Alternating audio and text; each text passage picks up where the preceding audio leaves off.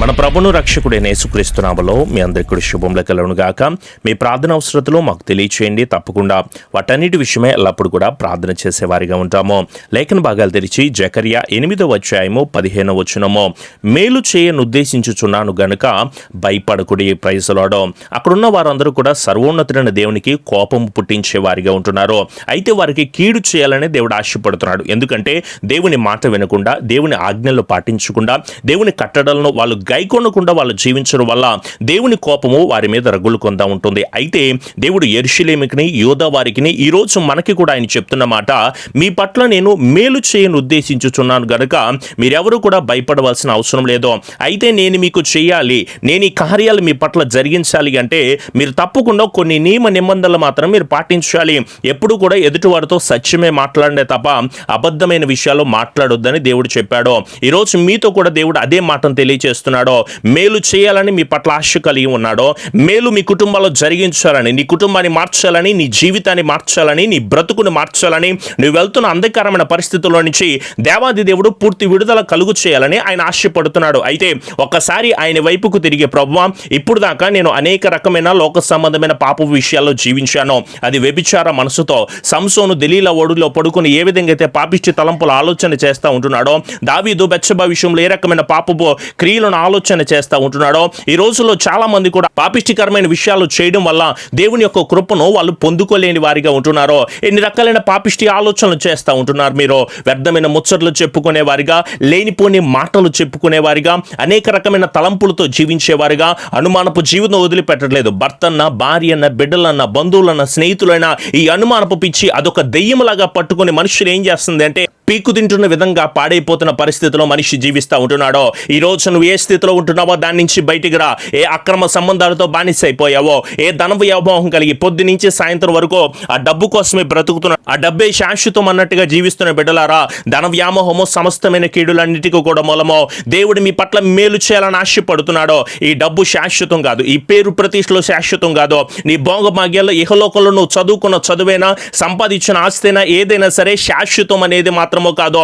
నీవు సినిమాలు చూస్తూ నీ జీవితాన్ని పాడు చేసుకుంటున్నావు, సీరియల్ చూసుకుంటూ, వ్యర్థమైన ఇంటర్నెట్లో పోర్నోగ్రఫీని చూస్తూ, బూతులు మాట్లాడుతూ, వ్యర్థమైన చాటింగ్ చేస్తూ, సెల్ ఫోన్లో అసభ్యకరమైన ద్వంద్వార్థాలతో కూడిన మాటలు మాట్లాడుతూ నీవు దేవాది దేవునికి దూరం అయిపోయావో. దేవుడు నీ పట్ల ఎందుకు మేలు చేస్తాడైనా? నేను మేలు ఎందుకు పొందుకోవట్లేదండి? మేలు కాకపోతే కష్టమే కదా. కృపను పొందుకోకపోతే నష్టభరితమైన జీవితంలో నుంచే కదా మనం వెళ్లాల్సింది. నష్టం ఎందుకు వస్తుంది? కష్టం ఎందుకు వస్తుంది? బాధ ఎందుకు వస్తుంది? వేదన ఎందుకు వస్తుంది? ఇరుకు భరితమైన పరిస్థితుల్లో నేను ఎందుకు వెళ్తున్నానో? దేవుడు మేలు చేయాలనుకున్నాడు, కానీ దాని కిందే తెలియచేస్తా ఉంటున్నాడో, నేను మీ పట్ల ఈ కార్యము చేయాలి అంటే ఒకరితోనొకరు అబద్ధము చెప్పుకునే వారిగా ఉండొద్దు. మీరు న్యాయభరితమైన జీవితాల్లో మీరు జీవించండి. మీ పొరుగు వారి పట్ల దుర్మార్గపు ఆలోచనలు మీరు చేయొద్దు, అబద్ధ ప్రమాణములు చేయొద్దు.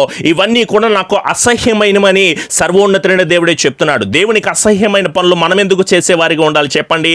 మీరు ఇలాంటి కార్యాలు చేస్తారనా? ఇలా మీరు పాడైపోతారనా? ప్రార్థన చేయకుండా, వాక్యం వినకుండా, సువార్త ప్రకటించకుండా, ఆధ్యాత్మిక స్థితిలో ఉండకుండా, శిలువ భారాన్ని కలిగి మీరు జీవించకుండా, ప్రేమ లేకుండా మీరు ఇలా జీవిస్తారనేనా? మీరు ఇంకా భక్తిహీనులుగా ఎంతకాలం ఉంటారు చెప్పండి? బలహీనులుగా ఎంతవరకు ఉంటారో? పాపుల కొరకే కదా నా దేవుడు ఆ లోకమును విడిచి ఈ భూమి మీదకు వచ్చి నరరూపదారుడిగా మనందరి కోసము కొరడాలు కొట్టించుకోలేదా? బిడిగుద్దులు గుద్దించుకోలేదా? ముళ్ళ కిరీటాన్ని పెట్టుకోలేదా? సిలువను అనుభవించలేదా? మేకులు ఆయన శరీరంలో, ఆయన కాళ్ళకి మేకులకి గుచ్చుతున్నా, ఆయన డొక్కలో బల్లెపు పొట్లు పడుస్తున్నా, ఆయన ముఖం మీద ఉమ్ము వేస్తున్నా, హేళనకరమైన పరిస్థితులు చేస్తున్నా, తన శరీర గాయాలు, లోతైన గాయాలు చేస్తూ ఉంటున్నా సరే, ఆయన మాత్రము మనందరి కోసము, మనము శత్రువులుగా ఉండిపోవడానిక, ఇలా పాడైపోవడానిక ఆయన మనకి ఈ భూమి మీదకు వచ్చి తన ప్రాణాన్ని అంతటిని కూడా అర్పించింది. చాలా జాగ్రత్తగా పరిశీలన చేసుకోండి. ఆయన సిలువ మరణాన్ని నువ్వు చాలా నెగ్లెక్ట్ గా తీసుకుంటూ ఉంటున్నావు. చాలా జాగ్రత్తగా. ఈ లోకంలో చాలా మంది చాలా రకాలైన దానాలు చేస్తూ ఉంటారండి. స్థలాన్ని ఇస్తే గొప్పవాడైపోతాడా? పోనీ భూమి ఏమైనా దానం చేస్తే గొప్పవాడైపోతాడా? గృహదానాలు చేసే వాళ్ళు ఉన్నారు, అన్నదానాలు చేసే వాళ్ళు ఉన్నారు, చక్కగా నీళ్లు కూడా దానం చేసేవాళ్ళు. అదే వేసవకాలంలో చలివేంద్రాలు పెట్టుకుంటూ ఉంటారు కదా, వస్త్రాలు దానం చేస్తూ ఉంటారు, వస్తువులు దానం చేసేవాళ్ళు ఉంటున్నారు, నేత్రాలు దానం చేసేవాళ్ళు, పిల్లల్ని దానం చేసేవాళ్ళు, రక్తదానం చేసేవాళ్ళు, ఆవుల్ని దానం చేసేవాళ్ళు, విద్యను దానం చేసేవాళ్ళు, కన్యాదానం చేసేవాళ్ళు కూడా కనిపిస్తున్నారు. కానీ ప్రపంచంలో ఒకే ఒక్కరు మాత్రమో, అది నా నజరేయుడైన యేసు ప్రభువు వారు మాత్రమే మనందరి కోసము, సర్వ మానవాళ్ళందరి కోసము కూడా తన ప్రాణాన్ని అర్పించి తన ప్రాణదానాన్ని చేసిన ఏకైక దేవుని కుమారుడిగా ఉన్నాడు. దేవునికి మహిమ కలుగునుగా. గాక. ఆయనే మనకి తెలియచేస్తూ ఉంటున్నాడు, నీ పాపాలను కనుక నువ్వు ఒప్పుకుంటే గనక నేను తప్పకుండా నిన్ను క్షమించి నిన్ను పరిశుద్ధపరిచి నిన్ను ఉన్నతమైన స్థితిలోకి నేను నడిపిస్తా అంటున్నాడు. నా దేవుడే మేలు చేయాలని ఆశపడుతున్నాడు. మీ అందరి జీవితాల్లో కూడా ఆయనే కృపద ఇచ్చేయాలని ఆశపడతా ఉంటుంటే ఈ ఆపదలో కూరుకుపోయి, ఈ కష్టాల్లో మీరు ఉండిపోయి, ఈ శ్రమభరితమైన జీవితంలో మీరు ఉండిపోయి, ఎక్కడ చూసిన అప్పులే బ్రదర్, ఎక్కడ చూసిన కుటుంబంలో వేదనలే, ఎక్కడ చూసిన అనారోగ్య పరిస్థితులే, నా భర్తతో, నా బిడ్డలతో, నా కుటుంబాలతో ఎన్నో అవమానకరమైన పరిస్థితులు, ఎన్నో నిందల జీవితాన్ని నేను అనుభవిస్తూ ఉంటున్నాను. నా బిడ్డలు పాడైపోతున్నారండి, అందరూ ఉన్న అనాథగా నేను బ్రతుకుతూ ఉంటున్నాను. ఎన్నో రకాల ఆర్థిక ఇబ్బందులు, ఎన్నో కోర్టు సమస్యలు, ఎన్నో అక్రమ సమస్యలు. అయ్యో నా బిడ్డలు చూస్తే ఇలా, నా భర్త చూస్తే ఇలా, నా కుటుంబం చూస్తే ఇలా, ఏం చేయాలో అర్థం కాని దయనీయమైన పరిస్థితులు ఎదురు చూస్తున్న బిడ్డలారా, యోసేపును కొట్టి జైల్లో పడేసిన, దానియేలును చంపడానికి సింహాల బోన్లో పడేసిన, దావీదును యుద్ధం ముందు నిలబెట్టి ఆల్మోస్ట్ చచ్చిపోతాడు అని చెప్పేసి అనుకున్న టైంలో చివరి సమయంలో కూడా దేవుడు ఏ విధంగా అయితే అద్భుత కార్యాన్ని చేశాడో, మీరందరూ కూడా మీకున్న ప్రతి ఒక్క పాప సంబంధమైన దురాత్మ శక్తి అన్నిటిని కూడా తీసివేసుకుని హృదయాంతరంగాలను పరిశీలన చేయగలిగే దేవాది దేవుడి వైపు గనక మీరు ఏ దోషము లేని వారిగా గనక నిలబడితే ఆయనే కృపద ఇచ్చేయడానికి మన పట్ల సిద్ధంగా ఉన్నాడు గనక ఈరోజు ఈ క్షణమే దేవుని మాటలు వింటున్న బిడ్డలారా, మనకి ఈ లోకము శాశ్వతం కాదు నాన్న, ఈ లోక సంబంధంలో ఉంటున్న ఏది కూడా శాశ్వతం కాదు. దేవుడే మనకు భయపడదు అని తెలియచేస్తుంటే ఎంతకాలం భయపడతారు చెప్పండి? ఏ విషయాల గురించైనా భయమే మీకు, ఎలా ఉన్నా భయమే మీకు. కానీ దేవుడు చెప్తా ఉంటున్నాడో, భయపడకుని ప్రార్థన వినపడిందని చెప్పట్లేదా? నిశ్చయముగా నీకు ఉగ్రత నుంచి నేనే రక్షిస్తానని, తప్పిస్తానని దేవుడు తెలియచేయట్లేదా? యెహోవా యందు నమ్మిక ఉంచే వారిగా ఉందామో ఆయనే మనల్ని సురక్షితంగా నడిపిస్తాడు కదా. ఆయనే శక్తివంతుడు, ఆయన ఆపద నుంచి రక్షించే దేవుడు మనకు ఆశ్రయము దుర్గమనై ఉన్నాడు. మన ఆపత్కాలం అన్నింటిలో కూడా ఆయన నమ్ముకొనదగిన సహాయకుడు కదా. ఎన్ని ఆపదలు మన మీదకి వచ్చినా, ఎన్ని అపాయకరమైన పరిస్థితులు మన మీదకి వచ్చినా, అవి వచ్చి మనల్ని చుట్టుకొని ఉంటున్నా సరే దేవాది దేవుడే మనల్ని రక్షించేది. అంత గొప్ప దేవాది దేవుని వైపు మరి మన హస్తాలను చాచి ప్రార్థన చేసే వారిగా ఉందామా? నమ్మి బాప్తిసం పొందినవాడు రక్షించబడతాడండి, నమ్మని వానికి శిక్ష విధించబడుతుంది.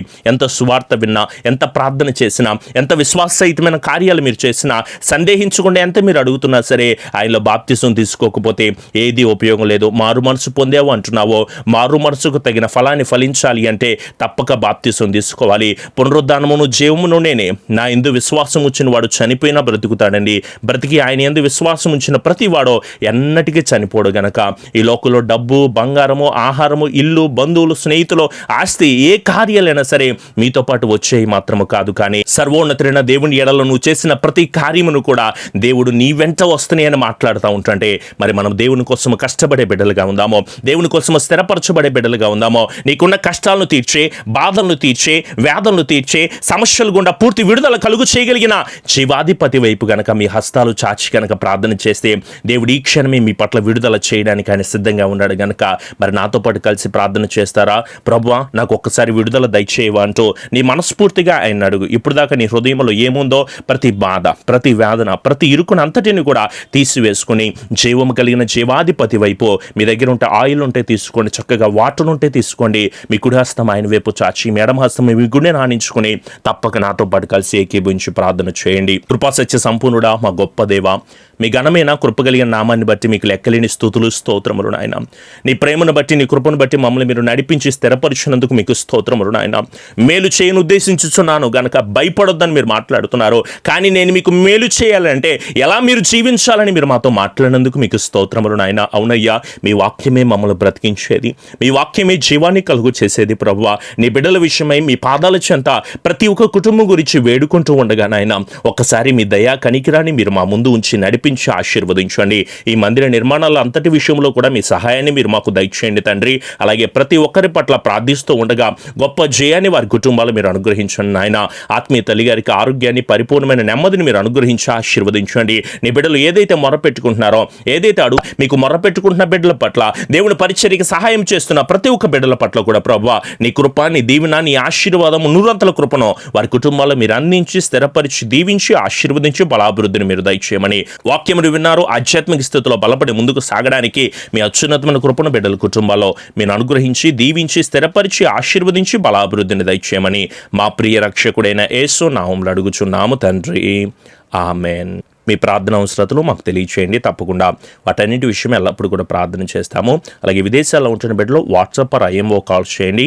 అలాగే ఆత్మీయ కుటుంబం అనే గ్రూప్ క్రియేట్ చేయడం జరిగింది. తప్పకుండా మన ఉదయకాలపు లైవ్ ఆరాధనలు అలాగే రాత్రికాలపు లైవ్ ఆరాధనలు వస్తాయి. అందుకని ముందే మీకు నోటిఫికేషన్గా రావాలి అంటే మీ పేరు, మీ ఊరి పేరు దయచేసి నా వాట్సాప్ నెంబర్కి మీరు మెసేజ్ చేయండి. నేను గ్రూప్స్లో మిమ్మల్ని తప్పకుండా యాడ్ చేస్తాను. అలాగే ప్రతిరోజు ఉదయం 6 గంటలకు లైవ్ కార్యక్రమం వస్తుంది. తప్పకుండా వీక్షించండి. అలాగే ప్రతిరోజు రాత్రికాలం 9 గంటలకు కుటుంబ ప్రార్థన అనే లైవ్ కార్యక్రమం వస్తుంది.